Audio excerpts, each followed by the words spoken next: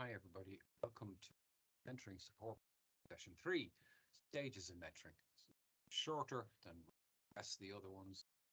Um, so, and as ever, I'm trying to help you understand your role a little better, thinking about how to prepare, get ready for typical early stages of mentoring, but also go, be ready or start to get ready to contract with your apprentice and prepare for the mentoring agreement meetings, which we will in much more detail in sessions 5, session the 6 to come. It's kind of not rocket science, is it? One, getting started, keep focus, waste autonomy and independence on the part of the apprentice, and then get to the feedback stage. Prize is there really. Some considerations. To start, you are at the start, so perhaps we need to think about the aims and purposes of the mentoring relationship, have a little chat about that. Maybe think about, well, what do I mean by mentoring? What is the apprentice, their perception, role, and who else might need to be considered? So is there anything that you need to do? It's probably a good idea. Not read the course handbook, but probably a good idea to read any materials that are sent to you. You could also ask the apprentices about what kind of things they're doing in class. Maybe even share a little bit of their reading. Might be. And how do you plan to look after the apprentice? Not just about assessments and files and form tick box and pastoral role involved here too. So when you have met the apprentice, some of you will know that person, know them for a long time, and other occasions that person will be completely new to you.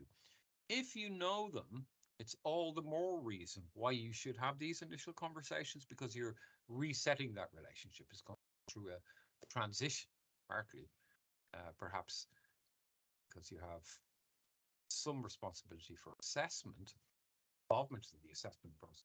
Kind of shifts the power balance a little bit. So it's a good idea to talk those through. Now, in general, the apprentices are highly motivated. That doesn't mean that motivational work is not required, because there may be some areas that they struggle in, other areas. So a good way to start that is, rather than asking what are you struggling with, and you search for strengths, abilities, aspirations, all those kind of things. So in a strengths-based approach, we always start from the positives, don't we? Thinking about building egalitarian and collaborative relationship. We're also thinking about the background noise and what perhaps I should do about that. Client just to get up from the thing and go, you read this for a second while I shut the door.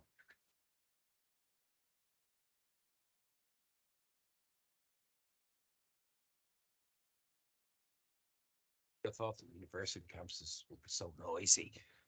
This is just a little thing taken from Teeter, Barbara Teeter, well-known academic writing about social work theory. So don't confine yourself just to tasks that they know, their knowledge about services, because they generally have a fair bit of that. There are a lot of personal characteristics, and of course, you might have to prompt people a little bit. When we ask people generally about what did you do well, quite often, I don't know if you find this, they start telling you what they could have done better. So kind of stick with it and see if you can generate some positive characteristics and perhaps feedback to the person yourself, particularly if you know them. So this is the kind of equation, as it were, early stages. The mentor is in a much more supportive role, and the apprentice may be quite dependent upon you in some respects, and indeed upon staff of the university, the learning and development lead in the employment agency, their manager, etc., etc. So they haven't really quite achieved autonomy yet. So we need to kind of think about that as the equation that's kind of in operation, as it were, at the early stages of their course. So once you have clarified your role as a mentor, you'll be thinking about mentoring agreements, next year CLE agreements, and in the final year FPLE, mentoring agreement this year. So that kind of provides a structure and gives you some sort of outline about what you should be doing by when. And we're starting to prompt thinking about critical reflection and doing some of that in our session. You also, if you're so minded, could provide resources about perhaps reading about your area of practice. A lot of apprentice jobs are quite routinized. They don't really have the time to read around theories, models, approaches, legislation, etc., etc. And if you have resources like that available in your agency, perhaps that'd be good to share. We are, of course, even though there's dependence at the early stage, promoting a self-managed approach to learning and development. These are adult learners, do you know what I mean? They'll do best when they take responsibility for their own learning, but they'll still need a bit of support to become entirely autonomous or more autonomous than they might be at the start. A good idea to think about and review their professional experience to date, and that will kind of identify learning needs and gaps. Really, that's about what tasks that social workers do are they not allowed or not involved in at the present time. We will use the PCF domains, levels, IET standards. Sometimes that's not a bad way to start off that conversation and to identify those learning needs, but there are other ways to do it, and we will come back to that in another session. Obviously, advice and guidance, and critically liaising with your apprentices line manager and the sub-regional assessor. The sub-regional assessor, so you can kind of keep up to date with what's happening in the university and expectations there, and the SRA will be able to guide you on that. And the line manager, well, because why wouldn't you? But also you may have to advocate on the part of the apprentice in relation to caseload and casework. So the apprentice cannot be expected to carry a full caseload and learn at the same time. And we'd really ideally like to see that significantly reduced. And there may be other reasons that you might want to talk to the line manager also. But, you know, basic kind of levels, kind of good manners. You might do initial action schedule, and the kind of mentoring agreement gives you that, you know, a little plan of what will happen by when. We have a little module at a glance document, which you will get. And that might be a good guide to planning the year ahead as much as you can. So you kind of think, well, where is the apprentice?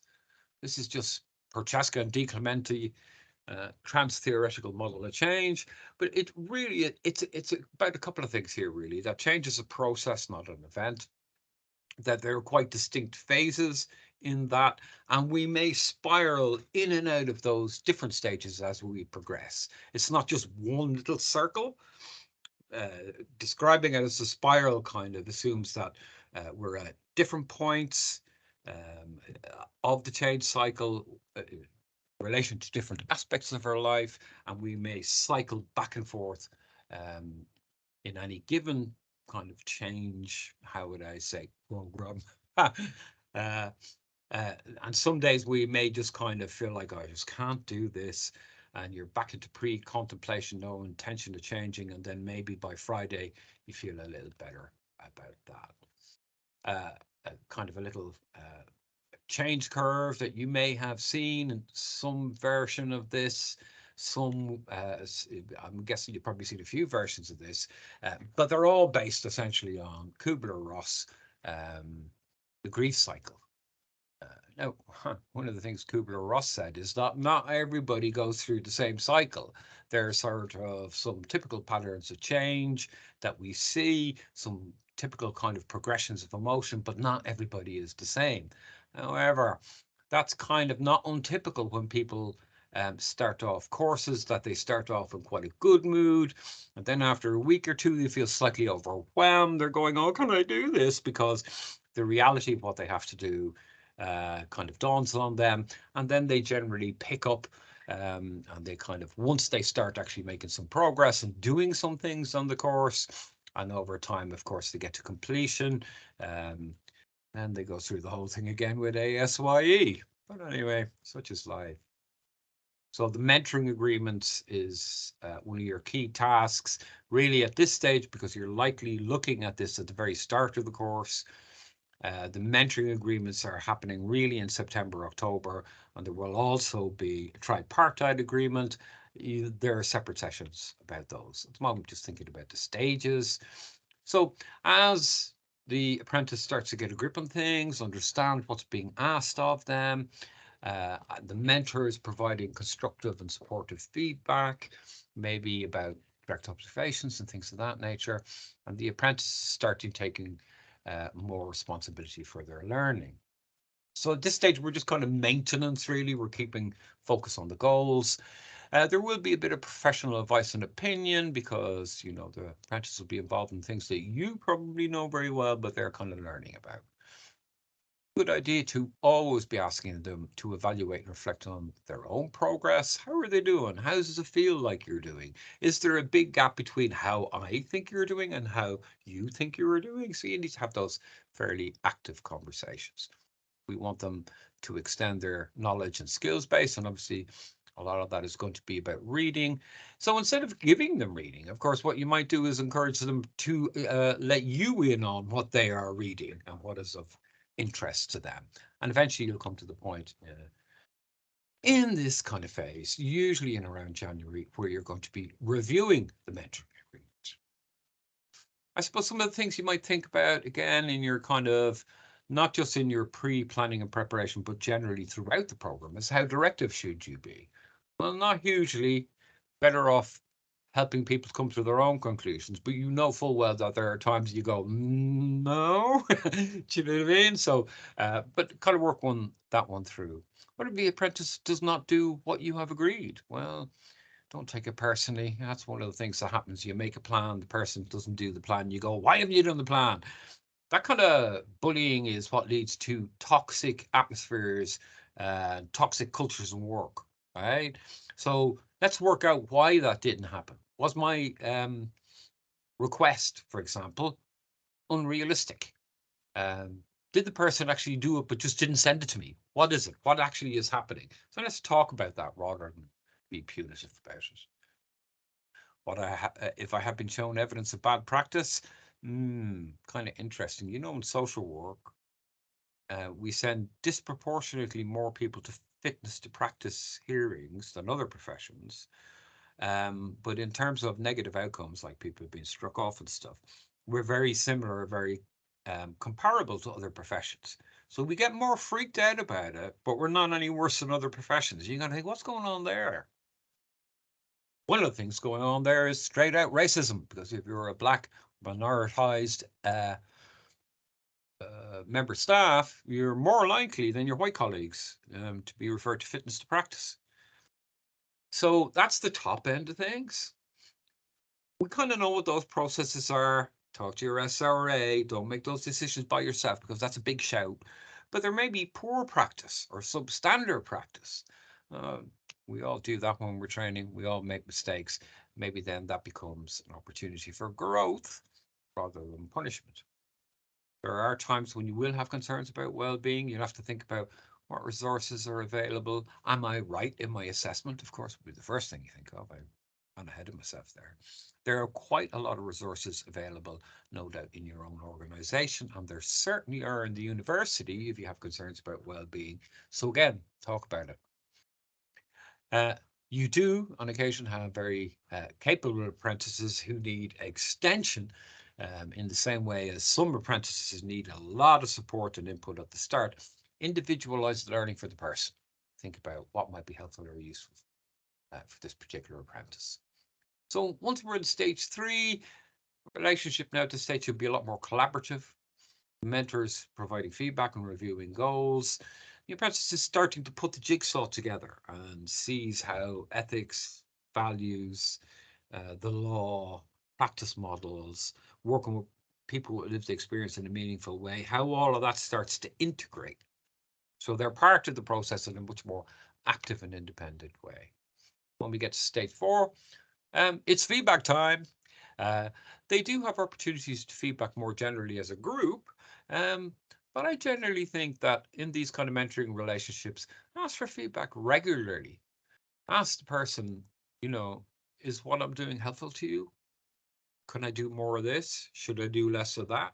What do you think?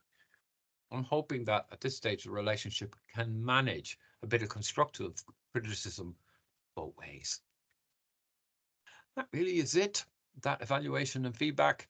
There's the review, the mentoring agreement at the end of every year with some suggestions about the next year, asking each other about how you think it went, discussions of next feedback.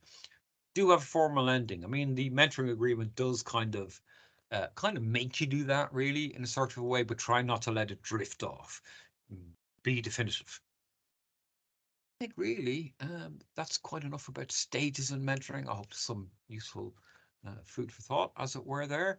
And now on to the next session, which is session 4, which is about the mentoring agreement. It will be about the general approach to these agreement with a focus on some of the early sections, and then we'll build on that in session 5. So hope to see you there. And